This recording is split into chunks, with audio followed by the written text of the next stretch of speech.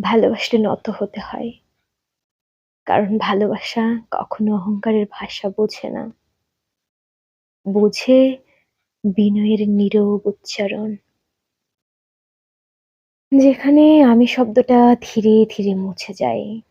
আর, আর তুমি হয়ে উঠে জীবনের সবচেয়ে জরুরি সম্বোধন। নত হওয়া মানে হেরে যাওয়া নয়, বরং নিজের জেদ, অভিমান আর অহংকারকে আলতো করে নামিয়ে রাখা। যেন প্রিয় মানুষটার কাঁধে মাথা রাখার জায়গা তৈরি হয়।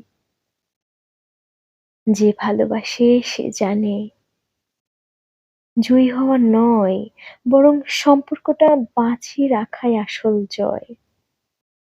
যে ভালোবাসে সে জানে সম্পর্কটা বাঁচিয়ে রাখাই আসল জয়।